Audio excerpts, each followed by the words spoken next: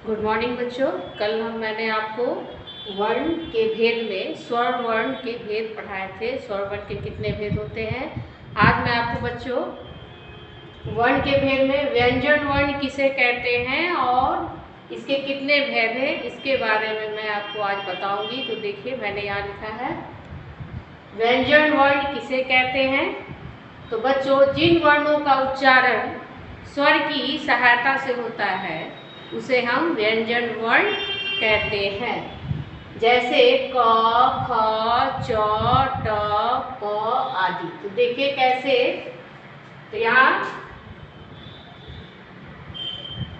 क प्लस अ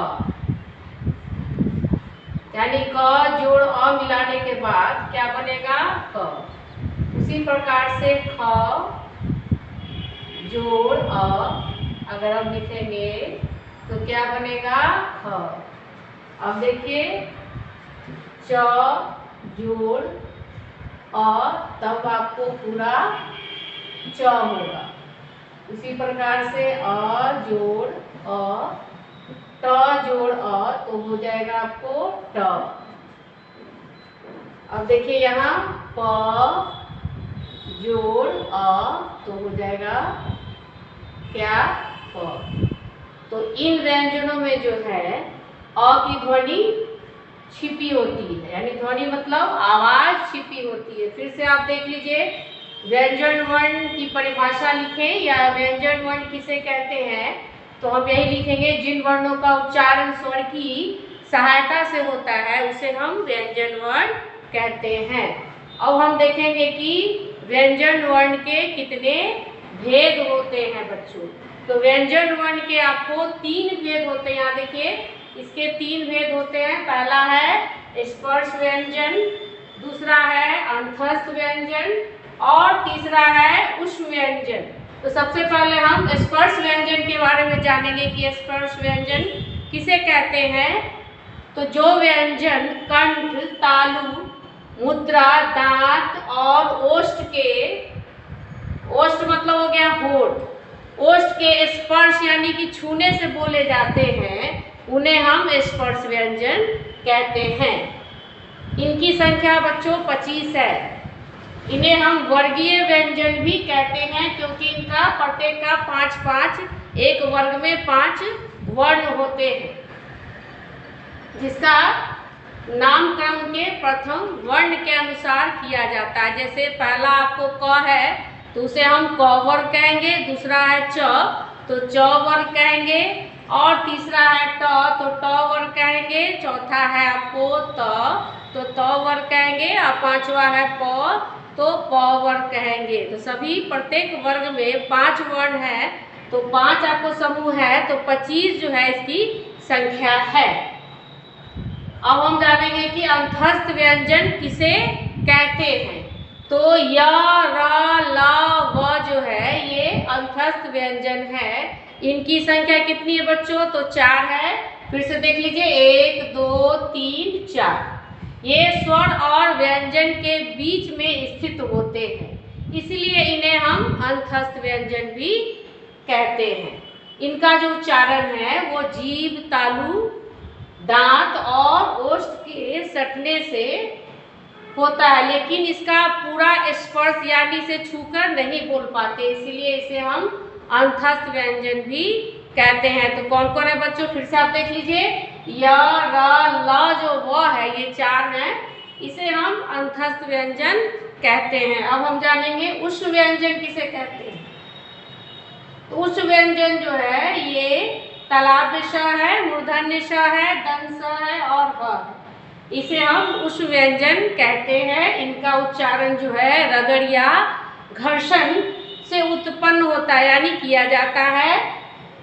इसमें गर्म हवा हमारे मुख के अंदर से निकलती है इसलिए हम इन्हें उष्ण भी कहते हैं। उष्ण मतलब होता है गर्म। तो इसे ही हम उष्ण व्यंजन कहते हैं। इनकी संख्या बच्चों 4 है। कौन कौन है फिर से आप देख लीजिए तालाब श है, मूर्धन्य श है, दंत स है और ह है। इसे ही हम उष्ण व्यंजन कहते हैं। अब हम इसके अलावा हमें इसके बारे में भी जानना है, इसे भी आप जान लीजिएगा।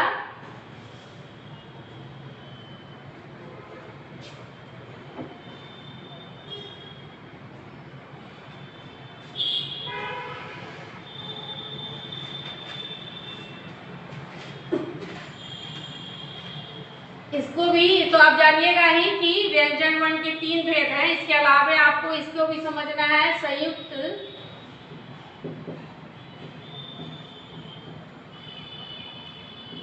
व्यंजन। तो संयुक्त व्यंजन क्या है, इसके बारे में हम जानेंगे बच्चों। तो अक्ष, त्र, ज्ञ और श्र,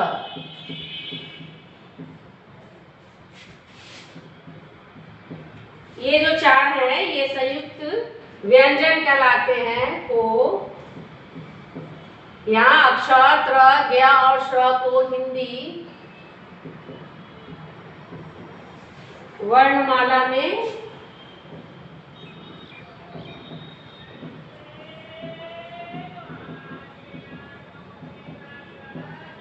स्थान दिया गया, यानी इसे हम हिंदी वर्णमाला में लिखते हैं। क्या है ये मूल, लेकिन ये मूल व्यंजन नहीं है, लेकिन ये मूल व्यंजन नहीं है।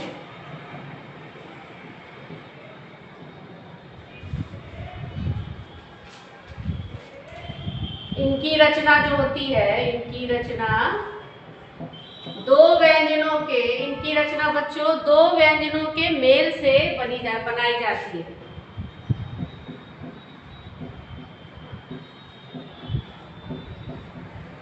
मेल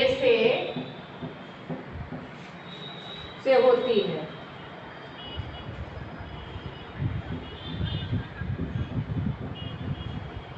जैसे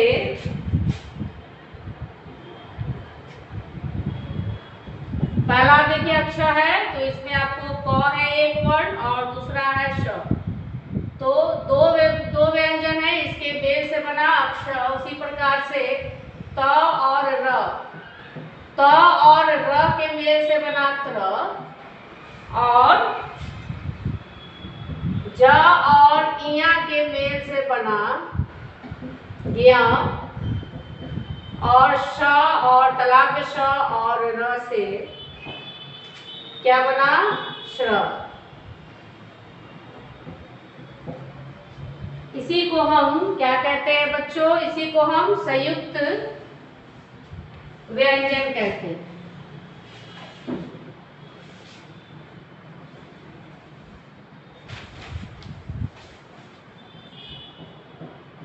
इसी को क्या कहते हैं, संयुक्त व्यंजन कहा जाता है।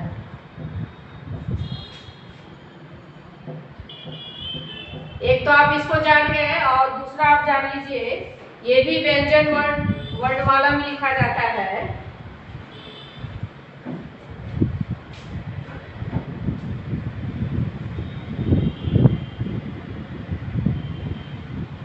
ये आपको तल बिंदु वाले, तल मतलब हो गया नीचे, तल बिंदु वाले वर्ण।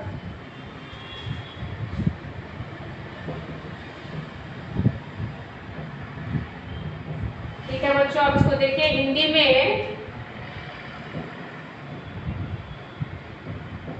हिंदी वर्णमाला में कुछ ऐसे शब्द हैं,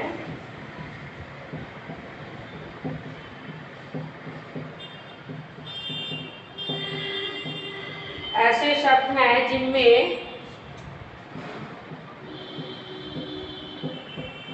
प्रयुक्त व्यंजन के नीचे बिंदु लगाया जाता है।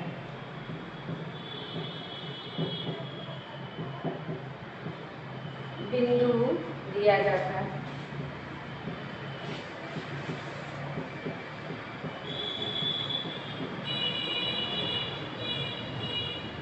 इन्हीं को हम तल बिंदु वाले वर्ण कहते हैं। इन्हीं को तल बिंदु वाले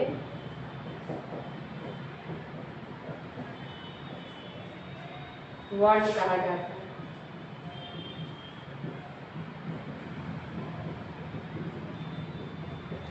तो देखिए कौन कौन है। हिंदी में आपको बड़ी र, देखिए बिंदी है, और छोटी र।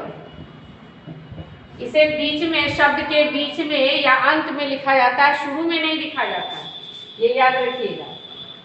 उर्दू में है क, ख, इसको नुक्ता कहते हैं।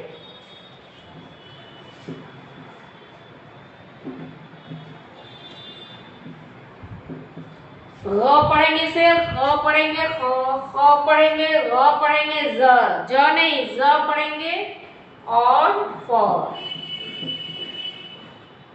ये आपको उर्दू के हो गए वर्ड। तो इसको आप देखिए ठीक से और रिवीजन भी कर लीजिएगा, और एक बार पढ़ लीजिएगा, और इसका फेयर मैं भेजूंगी, उसे कर लीजिएगा। ठीक है, धन्यवाद।